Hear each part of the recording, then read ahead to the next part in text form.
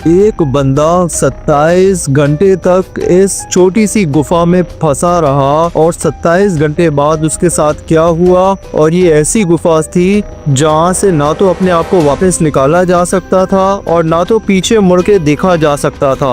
और 27 घंटे बाद उसके साथ क्या हुआ जानेंगे इस वीडियो के अंदर। तो कहानी शुरू होती है यहाँ पे 24 नवंबर 2009 से, जब यहाँ पे जॉन एडवर्ड जोन्स अपने भाई जोश और 9 फ्रेंड्स के साथ अमेरिका के उत्ताह में मौजूद नुट्टी लेक के करीब नुट्टी पुट्टी केव वो उसे एडवेंचर करने गए थे। उन्हें नहीं पता था कि इस केव में जाने के बाद उनके साथ क्या होने वाला है। ये केव जो है वो 1355 फीट लंबा और 145 फीट जो है वो विड्थ में जो है वो था और इसकी एंट्रेंस जो है वो 6 मीटर्स की थी। और फिर ये 11 लोग जो है वो इस 6 फीट की जगह से एंटर हो जाते हैं। इनका पहला 1 घंटा तो बहुत अच्छा गुजरता है क्योंकि शुरू में जो है वो केव ज्यादा नैरो नहीं था और पहला 1 घंटा इनका बहुत ही अच्छा गुजरता है। उसके बाद फिर आता है यहाँ पे द बर्थ कैनाल, जो उस केव की जो है वो one of the dangerous places में से एक है। यहाँ पे जाने के लिए 7 दोस्त मना कर देते हैं। जॉन, उसका भाई जोश और 2 दोस्त जो है वो यहाँ से जाना शुरू कर देते हैं। अब जॉन जो है वो सबसे आगे था, जोश उसके पीछे था और उसके पीछे थे उसके 2 और दोस्त। और जॉन ने यहाँ पे एक गलती की थी कि उसने अपना फेस जो है वो आगे रखा था और जो पैर थे वो यहाँ पे उसने पीछे रखे थे, जबकि उसके भाई ने ना यहाँ पे पैर आगे रखे थे और फेस अपना पीछे रखा था। और उसके बाद फिर जॉन जो है वो बहुत आगे निकल जाता है अपने भाई से और उसके बाद फिर जो है ना वो एक रॉन्ग टर्न ले लेता है, जो रॉन्ग टर्न उसे बर्थ कैनाल की जगह ईट पुश वाली जगह पे जो है वो ले जाता है। और वहाँ पे जाने के बाद जो है ना वो जॉन एक बिल्कुल नैरो जगह पे यहाँ पे फंस जाता है, जिसमें जो है ना उसका सर नीचे होता है और उसके पैर ऊपर होते हैं, जहाँ से वापस निकल पाना तो बिल्कुल ही नामुमकिन था। और उसके हाथ भी जो है वो ऐसे फंस गए थे जैसे उन्हें किसी रस्सी से बांध दिया हो, वो हाथ हिला भी नहीं पा रहा था। और फिर वो अपने भाई जोश को आवाज देता है। जोश जो है वो देखता है तो पहले तो वो उसका मजाक बनाता है, लेकिन उसके बाद वो देखता है कि जॉन कुछ भी नहीं कर पा रहा है। तो जोश जो है वो अपने दोनों पैरों को जॉन के दोनों पैरों से अटकाता है और जो है वो जॉन को बाहर निकालने की कोशिश करता है, लेकिन जॉन बिल्कुल बाहर नहीं आ पाता है, बल्कि उल्टा वो जो है ना जैसे ही ऊपर आता है ना, तो जैसे ही उसके पैर जब छूटते हैं यहाँ पे अपने भाई से, तो वो और ज्यादा नीचे गिर जाता है। उसके बाद फिर जोश को समझ आ गया था कि बिना रेस्क्यू टीम के जॉन को निकाल पाना बिल्कुल इम्पॉसिबल है। तो वो और उसके दोनों दोस्त यहाँ पे बाहर निकल जाते हैं उस केव से और फिर वो जाके रेस्क्यू टीम को जो है वो कॉल करते हैं। रेस्क्यू टीम जो है वो आती है। पहले जो है वो एक लड़की आई थी यहाँ पे जिसका नाम था सूजी। सूजी जो है वो जॉन को जो है वो ऊपर की तरफ खींचने की कोशिश करती है, लेकिन जो है ना जॉन बिल्कुल भी यहाँ पे नहीं ऊपर आ पाता है। और उसके बाद फिर सूजी जो है वो यहाँ पे बाहर आ जाती है और जो है उस टाइम तक जो है 100 से ज़्यादा रेस्क्यू वर्कर्स जो है वो वहाँ पे पहुँच चुके थे। जॉन की प्रेग्नेंट वाइफ वहाँ पे पहुँच चुकी थी उसकी 1 साल की बेटी को लेकर। उसके बाद जॉन बहुत ही ज़्यादा घबराया हुआ था। 400 मीटर लंबा कनेक्शन डाल के जो है ना वो जॉन की बात करवाते हैं यहाँ पे उसकी वाइफ से, ताकि उसकी वाइफ उसको हौसला दे सके।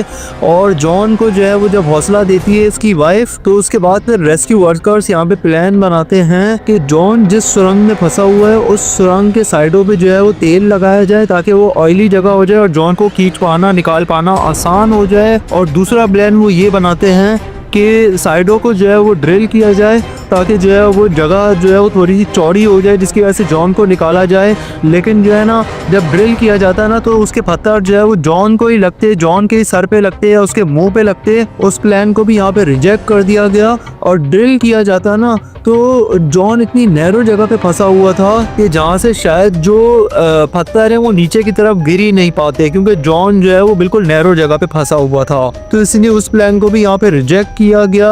और उसके बाद फिर वो थर्ड प्लान यहाँ पे सोचते हैं जो था यहाँ पे pulley plan, rope and pulley plan के जरिए जो है जॉन को ऊपर खींचा जाए। इस प्लान को जो है वो पहले भी एग्जीक्यूट किया गया था 2004 में। क्लार्क को जो है वो इसी प्लान के जरिए निकाला गया था, तो इसीलिए जो है ना वो इसी प्लान को यहाँ पे एग्जीक्यूट किया जाता है। जगह जगह पे ड्रिल करके यहाँ पे पुली फंसाए जाते हैं और उनमें रोप फंसाई जाती है। और रेयान जो है वो सबसे आगे जाता है क्योंकि वो सबसे सीनियर था, सबसे ज़्यादा एक्सपीरियंस था और 8 वर्कर्स पीछे से उस रस्सी को खींच रहे थे।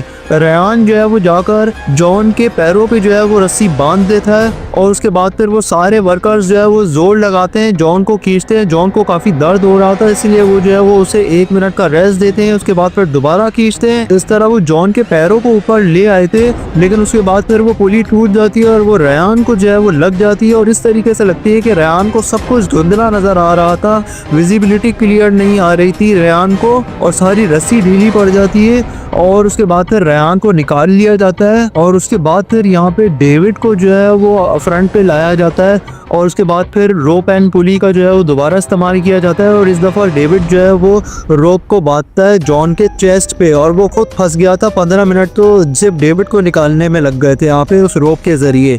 और उसके बाद फिर यहाँ पे खींचा जाता है जॉन को, लेकिन जो है ना जॉन की तरफ से कोई रिस्पॉन्स नहीं आ रहा था। ऐसा लग रहा था कि जॉन की सारी उम्मीदें टूट चुकी हैं और सिवाय जॉन की सांसों के कोई आवाज़ नहीं आ रही थी। जब डेविड यहाँ पे जॉन से बात करने की कोशिश करता तो भी जो है वो जॉन की सिर्फ सांसों की आवाज़ें आ रही थी और कुछ भी नहीं आ रहा था। उसके बाद काफ़ी जो है वो कोशिश की जाती है, लेकिन जो है वो जॉन को नहीं निकाला जा सका क्योंकि जॉन की तरफ से भी कोई रिस्पॉन्स नहीं आ रहा था। उसके बाद फिर डेविड एंड टीम भी जो है वो वापस बाहर निकल जाते हैं केव से। उसके बाद फिर यहाँ पे पैरामेडिक टीम को जो है वो भेजा जाता है केव के अंदर ताकि वो जो है वो जॉन को चेक करें। वो अपनी मशीनों से जो है वो जब जॉन को चेक करते हैं और उसके बाद जब वो वापस बाहर निकलते हैं ना तो यहाँ पे अफसोसनाक खबर देते हैं कि कार्डियक अरेस्ट जो है वो जॉन को हुआ है, क्योंकि जो है ना जॉन जो है वो उल्टा था और जो है उसकी बॉडी में ब्लड सर्कुलेट सही तरीके से नहीं कर रहा था। उसके दिमाग में खून जम गया जिसकी वजह से जो है ना कार्डियक अरेस्ट की वजह से जो है ना वो जॉन की डेथ हो गई है। लेकिन जॉन की वाइफ जो है ना इस बात पे बिल्कुल भी बिलीव नहीं करती है। वो ये सोच रही थी अभी तो मेरी जॉन से बात हुई थी और अभी जो है वो जॉन कैसे मर गया। 27 घंटों बाद जॉन की जो है वो डेथ हो गई थी।